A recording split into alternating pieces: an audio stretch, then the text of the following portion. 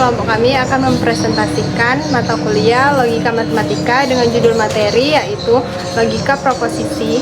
Sebelumnya kami ucapkan terima kasih kepada dosen pengampu yaitu Ibu Desi Finansia, SSI, MSI. Di sini saya akan memperkenalkan anggota-anggota saya yang terdiri dari saya sendiri, Aisyah Rahni Nurmawaddah, dan saya Mulia Wardani. Saya Ija Ali Raja. Nah, apa itu proposisi? Logika proposisional adalah angka logika dasar pada pemrograman yang harus dipahami oleh para programmer. Karena logika dasar inilah yang menjadi dasar penentuan nilai kebenaran dari suatu pernyataan, yaitu true atau benar atau false atau salah pada pengujian kondisi dalam pemrograman. Nah, tujuan dari logika proposisional ini yaitu adalah untuk mengenal konsep, proposisi, dan karakteristiknya. Yang kedua, untuk menghitung nilai kebenaran menggunakan tabel kebenaran. Yang ketiga, yaitu untuk memahami operator dasar dan atau tidak, implikasi, dan bikondisional. Nah, di sini saya akan memberikan contoh gajah lebih besar daripada tikus. Apakah ini sebuah pernyataan dan apakah ini sebuah proposisi? Dan jawabannya ya. Apakah nilai kebenaran proposisi ini benar?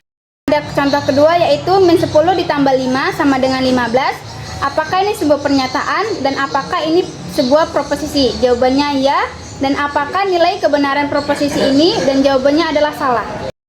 Nah, selanjutnya masuk di bagian formulasi. Di sini proposisi dilambangkan dengan huruf kecil, itu ada P, Q, R, dan sebagainya. Contohnya ada P, 13 adalah bilangan ganjil, Q adalah Soekarno adalah alumsu UGM, R adalah 2 tambah 2 sama dengan 4. Selanjutnya masuk di bagian mengkombinasikan proposisi. Misalnya ada P dan Q adalah proposisi. Ada yang pertama ada konjungsi, itu ada P dan Q. Yang kedua ada disjungsi, itu ada P atau Q.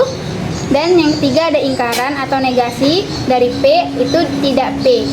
P dan Q disebut proposisi atomik. Itu kombinasi P dengan Q menghasilkan proposisi majemuk.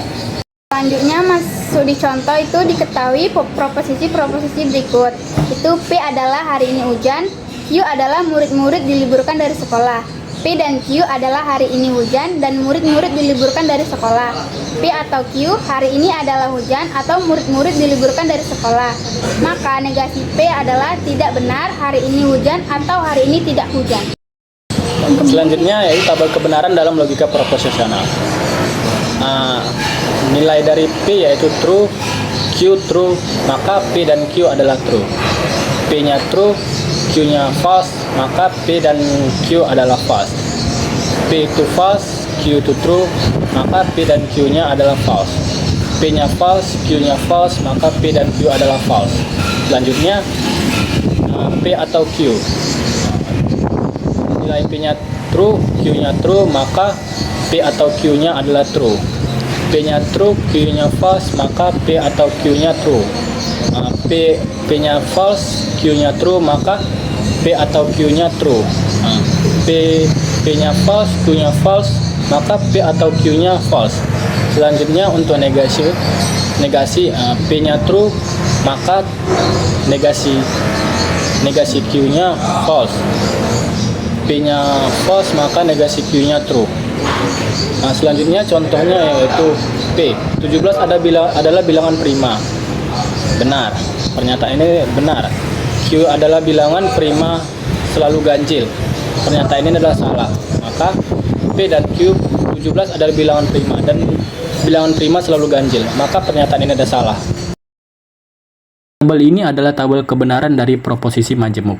Tujuan dari tabel ini adalah untuk melihat semua kemungkinan kombinasi nilai benar atau true dan salah atau false dari 3 variabel proposisi yaitu P, Q, dan R, serta bagaimana kombinasi ini mempengaruhi hasil akhir dari pernyataan logika tersebut. Kita punya satu contoh soal untuk mencari nilainya yaitu P dan Q atau negasi Q dan R. Pada 3 kolom pertama, kita masukkan semua kombinasi nilai dari P, Q, dan R. Karena ada 3 variabel, maka ada 8 kombinasi kemungkinan. Lalu, pada kolom keempat, dihitung P dan Q, yang artinya P dan Q harus sama-sama bernilai benar supaya hasilnya benar. Jika salah satu saja salah, maka hasilnya salah. Di kolom berikutnya, yaitu negasi Q. Kita lakukan negasi terhadap Q. Artinya, jika Q benar, maka negasi Q salah, dan sebaliknya. Setelah itu, di kolom negasi Q dan R, kita kombinasikan hasil negasi Q dengan R menggunakan konjungsi. Artinya, hasilnya akan benar jika negasi Q dan R keduanya benar. Terakhir, di kolom paling kanan, kita gabungkan hasil dari P dan Q dengan negasi Q dan R menggunakan operator atau disjungsi. Hasilnya akan benar jika salah satu atau kedua bagian tersebut bernilai benar. Dengan tabel ini, kita bisa melihat dengan jelas bagaimana setiap kombinasi nilai P, Q, dan R akan menghasilkan nilai benar atau salah pada proposisi majemuk tersebut. Ini membantu kita memahami hubungan logika di antara variabel-variabel tersebut secara sistematis. Selanjutnya kita masuk di tautologi dan kontradiksi dalam proposisi majemuk. Proposisi majemuk disebut tautologi jika ia benar untuk semua kemungkinan. Proposisi majemuk disebut kontradiksi jika ia salah untuk semua kemungkinan. P atau negasi P dan Q.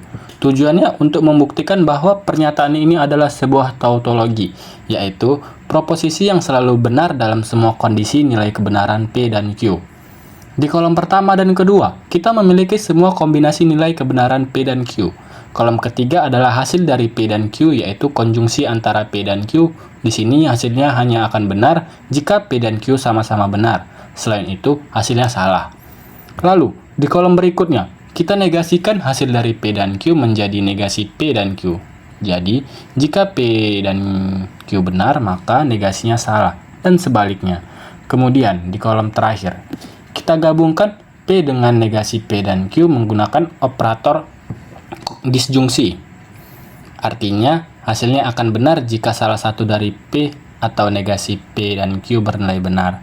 Hasil akhirnya menunjukkan bahwa semua baris bernilai benar atau true. Ini membuktikan bahwa P atau negasi P dan Q adalah sebuah tautologi karena hasilnya selalu benar untuk semua kemungkinan nilai P dan Q. Kita akan mencari P dan Q dan negasi P atau Q yang disebut sebagai sebuah kontradiksi. Kontradiksi berarti hasil akhirnya selalu bernilai salah untuk semua kombinasi nilai kebenaran P dan Q. Pertama, pada kolom P dan Q, kita susun semua kombinasi nilai benar dan salah. Kemudian, kolom P dan Q adalah hasil dari konjungsi P dan Q. Nilainya hanya benar jika P dan Q keduanya benar. Di kolom berikutnya, P atau Q menunjukkan disjungsi antara P dan Q. Hasilnya akan benar jika salah satu atau kedua P dan Q bernilai benar.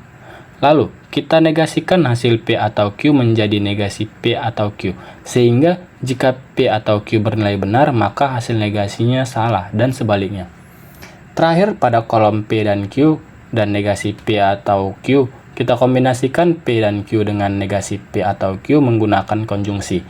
Karena di setiap baris, salah satu bagian selalu bernilai salah, maka hasil akhirnya selalu salah atau false di semua baris. Ini membuktikan bahwa proposisi ini adalah kontradiksi, karena dalam sebuah kemungkinan, kombinasi P dan Q hasil akhirnya selalu salah. Sekian presentasi kami, mohon maaf jika ada salah kata atau pengucapan yang sulit untuk dipahami. Kami ucapkan terima kasih.